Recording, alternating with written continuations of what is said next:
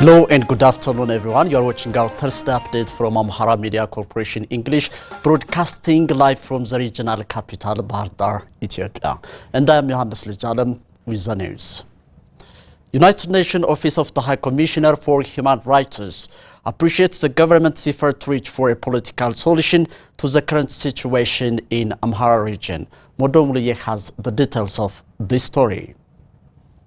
I should ask you the same question because we were together. President of the Amhara Regional State, Araga Kabede, and other high regional government officials have discussed with United Nations delegates on the current humanitarian situation in the region. The effort to reach for a political solution to the conflict in the region, the violence against civilians, and the humanitarian aid in the region are the central pointers forwarded for discussion.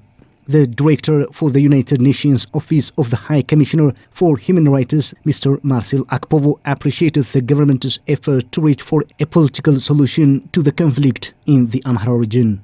I had a very constructive conversation with the president. The main reason why I came here was to touch base with the president and then discuss the very serious concerns about human rights in the context of the ongoing conflict in the Amhara region. I have expressed very serious concerns about that, but also acknowledge the very good step that have been taken in terms of peaceful resolution to this conflict. According to the director, the other point put under discussion is the cessation of violence against civilians by disputed parties involved in the conflict. Ethiopia is a very important component of the Eastern Africa, and the stability of Ethiopia is the stability of the whole region. And for that, therefore, as this stability should be very much developed and then worked on, but premised under the promotion and the protection of civilians and the protection of human rights. And then when violation happen, like in the context of the ongoing conflict, then there is accountability. Chief of the regional state, Araga Kabede, said they have discussed on ways of accessing humanitarian support to those affected by the conflict and drought in the region.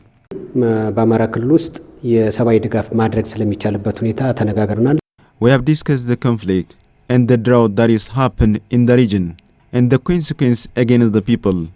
We have also discussed ways of providing humanitarian support to those affected and displaced.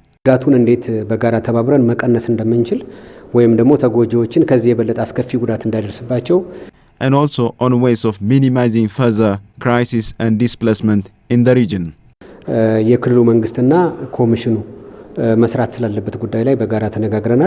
United Nations Office of the High Commissioner for Human Rights has vowed to work with the regional government in addressing humanitarian aid to the needy in the Amhara region. The Ethiopian Islamic Affairs Supreme Council hosted a grand street iftar in the capital, Addis Ababa. During the occasion, Islamic Affairs Supreme Council head Haji Ibrahim Tufa said Muslims must console the poor and the needy, show solidarity and unity during this month of Ramadan. Haji Ibrahim added that the Muslim community should also consolidate unity, solidarity and maintain peace in the community. The Grand Ethiopian Street Iftar coordinator, Ustaz Abubakar Ahmed, noted on his part that Ramadan is a month of togetherness. The iftar banquet was attended by diplomats, members of Islamic communities, and invited guests. It was learned that the street iftar is organized in collaboration with the Halal Promotion and the Najashi Humanitarian Aid. The street iftar began in Ethiopia 4 years ago with a view to strengthen unity, peace, and solidarity.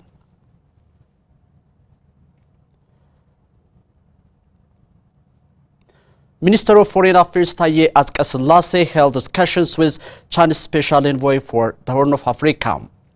The discussion covered various issues of common interest, according to the Ministry of Foreign Affairs.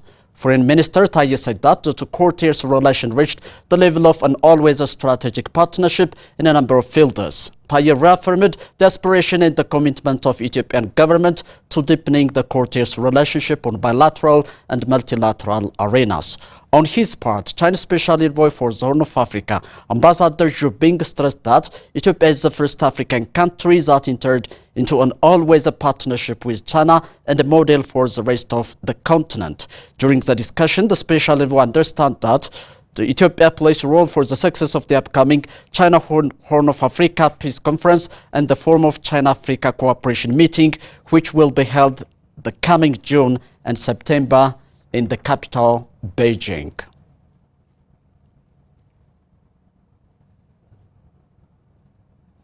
Prime Minister Abiy Ahmed said that Ethiopia is on a good track to realize Digital Ethiopia 2025 strategy. Burhan Workene has the details of this story. At a panel discussion which reviewed the midterm performance of Digital Ethiopia 2025 strategy at Adwa Victory Memorial Museum, the Premier stated that the main enablers to achieve Digital Ethiopia 2025 strategy are on a good track. According to the Prime Minister, the country had been facing many challenges financially when the Digital Ethiopia 2025 strategy was launched. The debt to GDP ratio was about 60%. There was not enough money to pay salary and carry out the construction of big projects like the GERD, which requires $1 billion. The Prime Minister elaborated. The bottlenecks at the time called for a different idea and approach because the problems were unique and required homegrown solutions with some general experience benchmarked, Abiy noted. As a result, the homegrown economic reform and the Digital Ethiopia 2025 strategy, among others, were formulated. The Prime Minister pointed out that the enablers for the strategy included reliable energy supply and robust data infrastructure, as well as strong cybersecurity, which is a backbone of digitization critical to the success of Digital Ethiopia 2025 strategy. The Prime Minister further revealed that Ethiopia has laid a strong foundation for the technological advancement by prioritizing legal frameworks, strategic planning, institutional development, telecom infrastructure expansion, the establishment of artificial intelligence institutions, and efforts to address energy challenges. By strengthening the foundations and the enablers that are on a good track,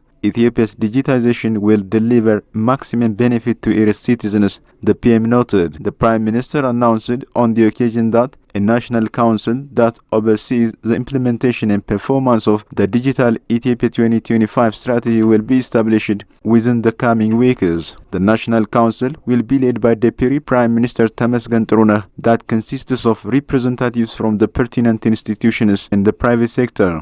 Innovation and Technology Minister Belete Molla emphasized on his part the strategy's alignment with Ethiopia's national goals, including the homegrown economic reform agenda, the 10-year National Development Plan, the United Nations Sustainable Development Goals, and the African Union Continental Digital Transformation Strategy. The minister noted that the strategy focuses on national development goals, job opportunities, generation of foreign currency, and innovation.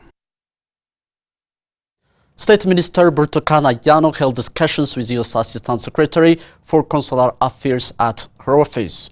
The discussion covered consular affairs and the issuance of visas and other consular services in both countries, according to the Ministry of Foreign Affairs. The two parties agreed to strengthen cooperation in consular affairs and other related issues.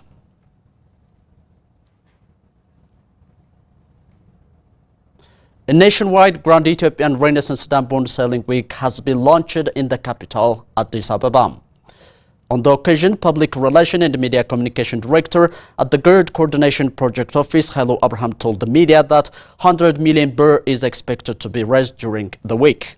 Abraham added that the Development Bank of Ethiopia, the Commercial Bank of Ethiopia, and other financial institutions have finalized preparations to carry out the sale launched in connection with the 13th year anniversary of the dam's commencement. According to the director, the participation continued support of the general public has been instrumental in reaching the current status of the GERD. By the dedicated participation of the general public and unwavering commitment and support of the government, the overall construction of the GERD has reached 95%. Hailu finally urged the public to continue their unwavering support to the completion of the dam. During the past 13 years, over 19 billion birr was raised for the construction of Saddam using various fundraising mechanisms.